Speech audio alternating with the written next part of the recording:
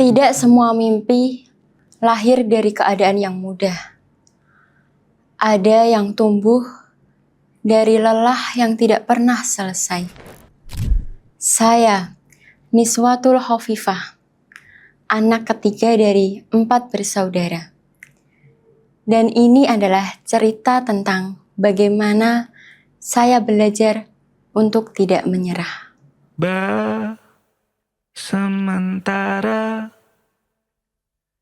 kita mesra-mesraannya, kecil-kecilan dulu ya, tunggu sampai semua mereda. Kan ku kenalkan penampilan hujan di tempat lain, pemandangan bagus di tempat yang jauh, bukan yang di dekat rumah saja. Sejak kecil, saya melihat perjuangan itu dari rumah saya sendiri. Dulunya, ayah saya bukan seseorang dengan pekerjaan tetap. Beliau berjualan kopi di alun-alun hingga malam hari, menjadi tukang bangunan, dan melakukan pekerjaan apapun yang bisa dikerjakan selama itu bisa membawa pulang penghasilan. Ibuku pun sama. Beliau bekerja membersihkan rumah orang, mencuci, memasak, melakukan hal-hal yang mungkin dianggap kecil, tapi sangat berarti bagi kami. Mereka tidak pernah duduk di bangku perkuliahan. Pendidikan terakhir mereka hanya SMP. Tapi dari mereka saya belajar bahwa pendidikan yang sesungguhnya itu bukan dari gelar, tapi dari perjuangan. Saya sempat ragu, apakah saya bisa melanjutkan pendidikan tinggi? Apalagi saya sempat mengalami gap year. Di saat teman-teman saya sudah melangkah lebih dulu, saya masih berdiri di tempat yang sama. Rasanya tertinggal. Rasanya seperti berjalan sendiri. Tapi setiap kali saya hampir berhenti, saya selalu ingat satu hal tentang ayah saya yang terus bekerja hingga detik ini, meskipun usianya tidak lagi muda. Tentang ibu saya yang selalu bangun pagi, meskipun lelahnya tidak pernah benar-benar hilang.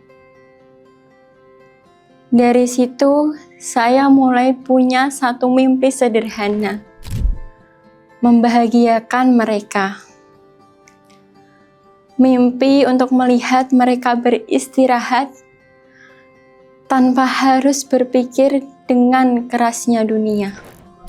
Saya masuk ke dunia perkuliahan bukan hanya membawa mimpi, tapi juga harapan orang tua saya. Saya mulai aktif di Himpunan Mahasiswa Prodi Sistem Informasi. Saya belajar bekerja sama, tanggung jawab, dan juga memahami bahwa setiap masalah pasti punya solusi. Saya juga ikut program PKM dan juga P2MW sebagai ruang untuk mengembangkan kreativitas berpikir saya sebagai mahasiswa. Saya juga mencoba berbagai peluang, mulai dari program MSIB hingga magang di PT Pura Barutama, sebagai bagian dari usahaku untuk belajar sekaligus membantu biaya kuliah. Hingga akhirnya saya mendapat kesempatan menjadi bagian dari penerima beasiswa Jarum Plus, yang menjadi salah satu langkah untuk membantu meringankan beban orang tua. Di sana, saya tidak hanya belajar tentang kepemimpinan dan juga cara berpikir. Saya juga terlibat dalam kegiatan pengabdian masyarakat dengan mendampingi para petani untuk mengembangkan pestisida nabati berbasis bahan alami. Dari pengalaman itu, saya belajar bahwa ilmu tidak hanya untuk diri sendiri, tapi juga harus bermanfaat bagi orang lain. Yang paling berharga, saya juga ketemu dengan teman-teman dari berbagai daerah di Indonesia. Dan saya belajar bahwa setiap orang punya cerita perjuangannya masing-masing. Hari ini, saya bisa berada di titik ini bukan karena saya lebih hebat, tapi karena saya tidak pernah berhenti. Dan karena ada 2 orang yang tidak pernah berhenti mendoakanku. Bapak, Ibu,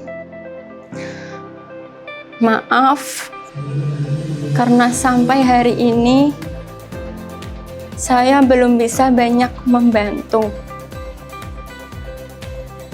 Maaf kalau saya belum bisa membuat kalian untuk berhenti bekerja. Tapi saya akan selalu berusaha untuk membuat kalian bangga. Dan saya percaya suatu hari nanti, atas izin Allah, semua yang telah kalian perjuangkan akan terbalaskan. Bukan hanya dengan kesuksesan, tapi juga dengan kebahagiaan yang utuh. Terima kasih karena selalu menjadi alasan saya sudah bertahan selama ini. Terima kasih untuk keluarga yang menjadi tempat saya pulang. Terima kasih untuk teman-teman seperjuangan yang selalu menjadi bagian dari proses saya. Dan terima kasih untuk Fakultas Teknik dan juga Universitas Muria Kudus yang sudah menjadi bagian dari perjalanan ini. Dan untuk teman-temanku semua, semangat terus dan juga jangan lupa untuk terus bermimpi.